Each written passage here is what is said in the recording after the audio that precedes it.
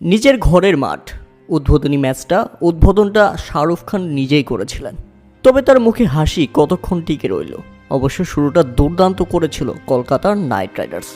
প্রথমে ব্যাটিং করতে নেমে সুনীল নারিন এবং আজানকা রাহানির দুর্দান্ত শুরু, যদিও কুইন্টন ডিকক শুরুতেই ব্যর্থ হয়েছিলেন। তবে সুনীল নারিনকে সঙ্গে নিয়ে আজানকা রাহানি যেভাবে খেলছিলেন তাতে মনে হচ্ছিল একটা পর্যায়ে 200+ রান করবে কলকাতার নাইট রাইডার্স, কিন্তু না। দুর্দান্ত খেলতে থাকা সুনীল নারিন 50 করার আগেই ফিরে গেলেন। 26 বলে 44 রান আসে এই ব্যাটারের ব্যাট থেকে। এরপর 31 বলে 56 রান আসে আজানকা রাহানির ব্যাট থেকে। অধিনায়কের দুর্দান্ত একটি নক। 10 ওভার 3 বলে 109 রানে তখন 3 উইকেট হারায় কলকাতা নাইট রাইডার্স। আর এরপরেই খেই হারিয়ে ফেলে তারা, কেননা এরপর মিডল অর্ডারের ব্যাটসম্যানরা মোটেও সুবিধা করতে পারেনি।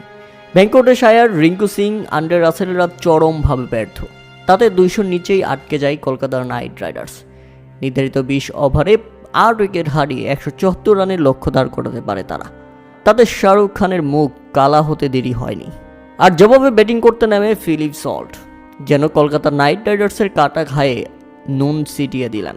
56 রানে ইনিংস খেলে এই ব্যাটসম্যান, তাতে খুব সহজেই জয়ের বন্দরে পৌঁছে যায় রয়্যাল চ্যালেঞ্জার্স বেঙ্গালুরু। কেননা অপর প্রান্তে থাকা আরেক ওপেনার বিরাট কোহলি, তিনি তো একাই শেষ করে দিয়েছেন, উড়িয়ে দিয়েছেন কলকাতা নাইট রাইডার্সকে।